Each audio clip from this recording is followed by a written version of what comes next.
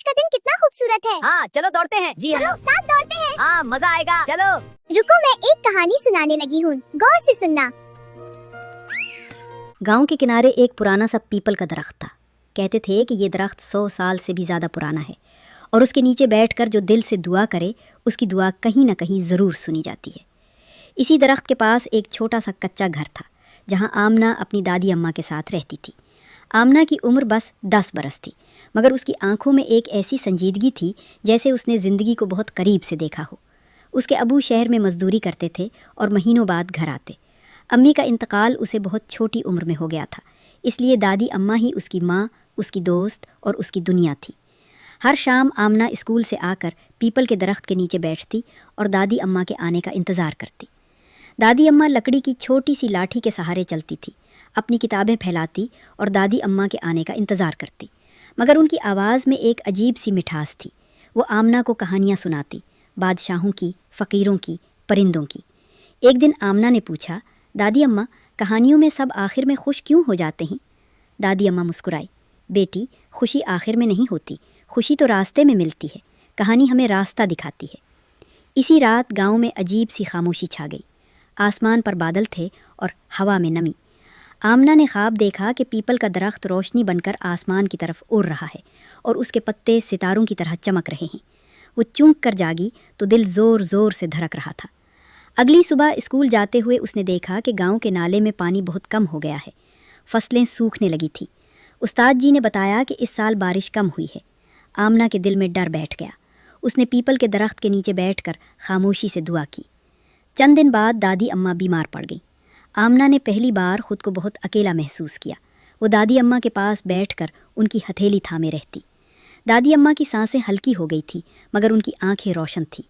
انہوں نے آمنہ سے کہا، بیٹی اگر کبھی دل گھبرا جائے تو روشنی ڈھونڈنا، روشنی ہر دل میں ہوتی ہے۔ اسی شام آمنہ نے فیصلہ کیا کہ وہ گاؤں کے سب بچوں کو اکٹھا کرے گی۔ اس نے پیپل کے درخت کے نیچے سب کو بلایا۔ کچھ بچے ہنسے، کچھ شرمائے، مگر آمنہ نے انہیں کہانی سنائی، ایک ننھی چڑیا کی جو اندھیرے جنگل میں راستہ بھٹک گئی تھی، مگر اس نے ہمت نہ ہاری۔ کہانی ختم ہوئی تو ایک بچے نے کہا، ہم بھی کچھ کر سکتے ہیں؟ آمنہ نے مسکرا کر کہا، ہاں ہم سب مل کر کر سکتے ہیں۔ اگلے دن بچوں نے گاؤں میں صفائی شروع کی، نالے سے کچرا نکالا اور بڑوں سے مل کر کنویں کے پاس مٹی مضبوط کی۔ آمنہ کو نہیں معلوم تھا کہ یہ سب کیسے بدلے گا، مگر اس کا دل ہلکا ہو گیا تھا۔ دادی اماں کی طبیعت کچھ سنبھل گئی۔ انہوں نے آمنہ کے سر پر ہاتھ رکھا، بیٹی تم نے روشنی بانٹی ہے، روشنی بانٹو تو بڑھتی ہے۔ کچھ ہی ہفتوں بعد بارش ہو گئی، پہلے ہلکی پھر تیز۔ گاؤں کی مٹی خوشبو دینے لگی، بچے نالے کے پاس کھیلنے لگے، فصلیں پھر سے ہری ہو گئی۔ ایک دن ابو شہر سے واپس آئے۔ آمنہ ان کے گلے لگ گئی۔ اس نے ابو کو سب کچھ بتایا، پیپل کا درخت، دادی اماں، بچے اور کہانی۔ ابو کی آنکھیں بھر آئیں۔ انہوں نے کہا، بیٹی تم نے ہمیں جینا سکھایا ہے۔ رات کو آمنہ نے پھر خواب دیکھا۔ اس بار پیپل کا درخت وہیں تھا، مگر اس کی جڑوں سے روشنی نکل رہی تھی جو پورے گاؤں میں پھیل رہی تھی۔ آمنہ نے محسوس کیا کہ یہ روشنی اس کے اپنے دل سے جڑی ہے۔ وقت گزرتا گیا، آمنہ بڑی ہونے لگی۔ دادی اماں کی کہانیاں اب اس کے دل میں بس گئی تھی۔ وہ جان گئی تھی کہ کہانی صرف الفاظ نہیں ہوتی، کہانی عمل بھی ہوتی ہے۔ ایک دن اسکول میں استاد جی نے بچوں سے کہا کہ وہ اپنے خواب لکھیں۔ آمنہ نے لکھا، میرا خواب ہے کہ میں روشنی بنوں، ایسی روشنی جو کسی کے دل کو اندھیرے میں نہ چھوڑے۔ سالوں بعد جب آمنہ شہر گئی، تعلیم حاصل کی اور واپس گاؤں آئی تو پیپل کا درخت اب بھی کھڑا تھا۔ اس کے نیچے بچے بیٹھے تھے اور آمنہ انہیں کہانی سنا رہی تھی، وہی کہانی، مگر ہر بار نئی۔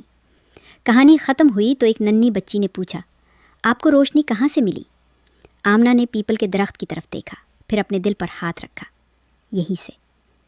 اور یوں یہ کہانی ہمیں یہ سکھاتی ہے کہ عمر کوئی بھی ہو، دل میں روشنی ہو تو دنیا روشن ہو جاتی ہے۔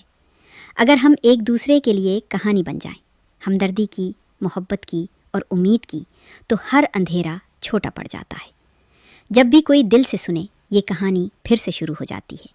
یہ کہانی ختم نہیں ہوتی، کیونکہ روشنی کبھی ختم نہیں ہوتی۔ ہمارے اس چینل کو لائک اور فالو کریں۔ یہ چینل خاص بچوں کے لیے ہے۔